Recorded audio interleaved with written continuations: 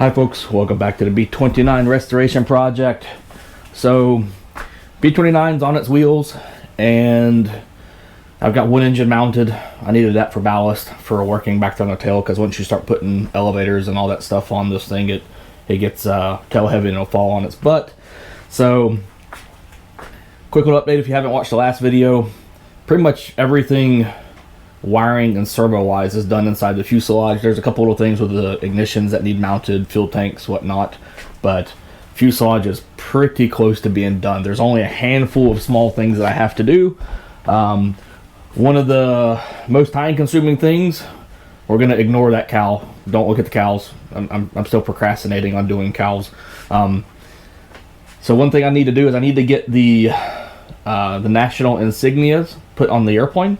I also need to get the radio code on the tail, as well as the nose art and the aircraft data block that's just behind the rear cockpit glass. The nose art stuff, I'm waiting on a couple of people to get back on to me about possibly doing some hopefully dry transfers for that. I'm not a big fan of vinyl when it comes to big stickers, because especially when they get the multiple colors, because they get really thick and they just kind of look out of place in my opinion. So I'd really like to do dry transfer. If I can't do that, I have the ability to do a water slide decal myself. I just really don't want to have to do all the artwork for that. And the data block is just something fairly small. Again, that could be preferably dry transfer, or I could really just make my own paint masks and paint that on.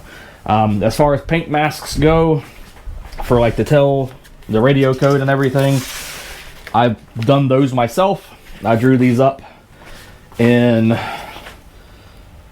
this is in my vinyl cutting software. This is just a Oracal, I believe, masking vinyl, and I cut that out for the radio call sign, which goes on both sides of the vertical stabilizer. And then there is two of the national insignias. There's two different masks for this. You have this one, which will be on the side of the fuselage back here, that's all white, and then we'll use this one to locate the star, and then the bar on either side of the star to block off the white, and then paint blue around it. So again, there's four masks, two of each pair for just the fuselage, and then there's another set of these for the wings, which are bigger, and unfortunately my vinyl is not big enough for those, so I'm going to have to order some bigger stuff. Alright, so now we got all that rambling going on. The thing I'm going to do first is I'm going to locate the radio call sign on the tail. To do that, I'm using a book, if I can find the name of it again. It's Camouflage and Markings, number 19. It's for the 1942 to 45.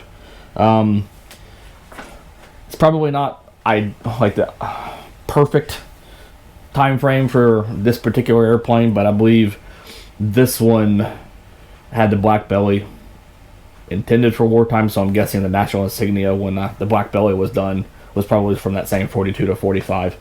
Might be wrong, but I might not.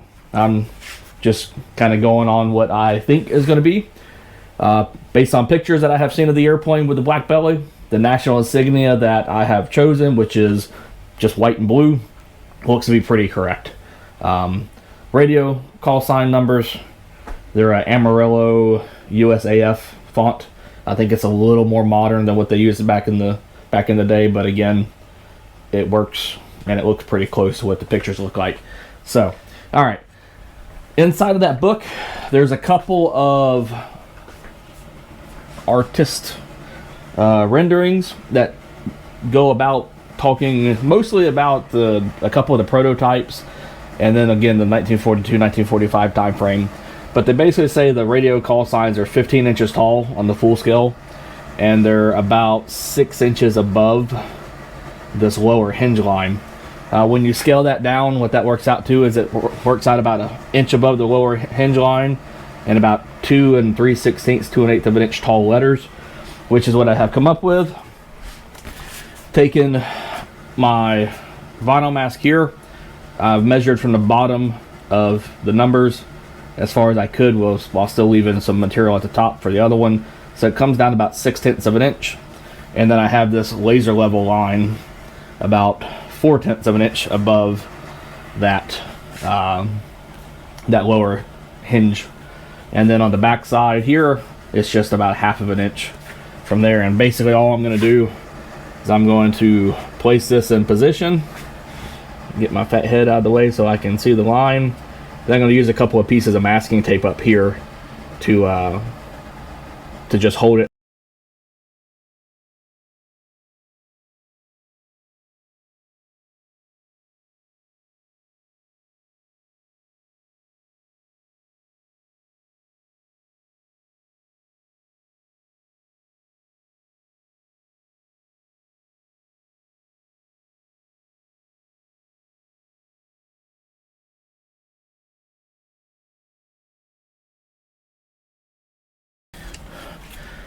Okay, so we've got the nose, I'm sorry, not the nose, but the radio call sign masking put on the vertical tail. Now what I'm going to do is I'm going to start working on getting the national insignias here on this side of the fuselage. According to excuse me, according to that camouflage and markings book, the insignias were placed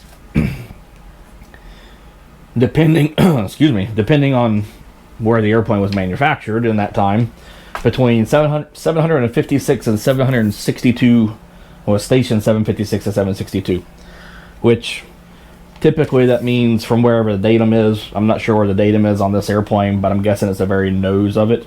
So that's 756 to 762 inches behind, we'll call it the nose or the datum of the airplane. Looking at pictures, it looks like the one on Fertile Myrtle was further back than the rest, so I'm going to use that 762 figure, which when you do the math, that works out to about 108 inches at 1/7 scale, which if we go with 108 inches, that's way back here, which is probably not that accurate is what I'm going to go with. It looks like it's really far back. That's about halfway between the wing and the tail. We'll look at a photo real quick of the airplane.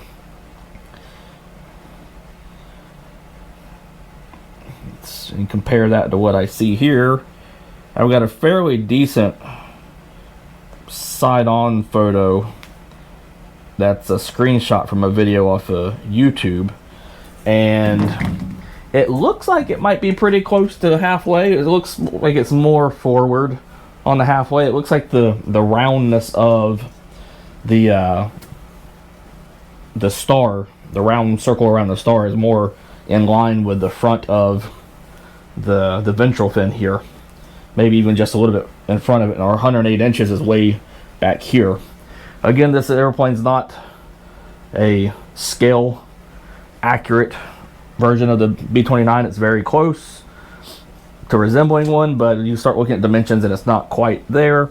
So this is 108. We've got about 103 right here, so about a 5-inch difference. I'm going to kind of split the difference. I'm probably going to go right about here in the middle of this wave for our star. Again, sometimes it doesn't have to be right. It just has to look right. And in this instance, being right would be way back here, and we're probably going to go with something right there, which is the center. You can see here we've got our laser level. So we got level right here above the wave, and then we have a vertical center line. And from what I have seen on all of these things, most of the insignias are actually tilted down just a little bit, and that is backed up by what we see on that insignia and or camouflage and markings book that I found.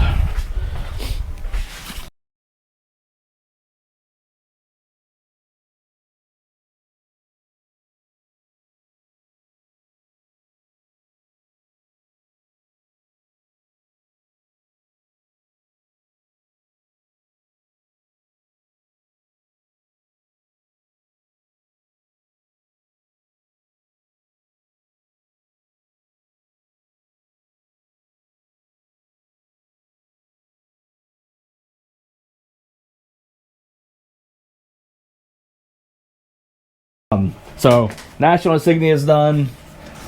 The tail code is done. Now what I'm gonna need to do is I'm gonna come in here with a red Scotch-Brite pad, and I'm just gonna scuff up the black paint area just to kind of make it a little bit, give it a little bit of teeth for the paint to stick to. And then I got to mask off a whole lot of airplane in order to get these painted. So the goal today is to get all of this painted and the masking and everything pulled back off. Just a quick recap.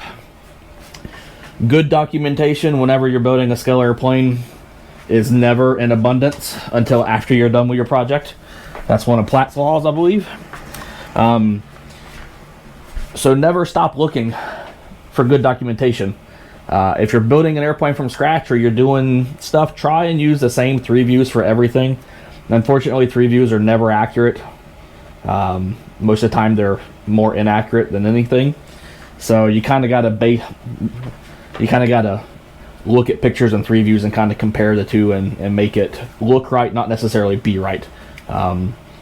So if it looks right, who's going to argue with you? Because most of us just look at something. We never really start getting out there with tape measures and micrometers and seeing, oh, your rivet's a 1/4 of an inch off or 1/16 of an inch off or whatever. Anyways, good pictures. Always need lots and lots of good pictures. For some subjects, very hard to do. Other subjects, like a B-29, it's still kind of hard to do. But yeah, find good pictures. Find lots and lots of good 3 views so you can compare them and choose the best ones. And lots of books. The more books you have with things like camouflage and markings for a B-29, something that you would think is fairly simple. I mean, if this thing was 6 inches forward or 6 inches off, people are going to probably notice that if they're an aficionado of the airplane. Most people probably don't care. But if you're going to do it, what's a little bit, I mean, you got to do it one way or the other, so maybe do a little bit more effort into making it more right instead of perfect. So anyways, that we have paint masks. So I'm going to stop this video. The next video, I will show you getting all of this stuff prepped and spraying paint and everything on it. So until next time, see you later.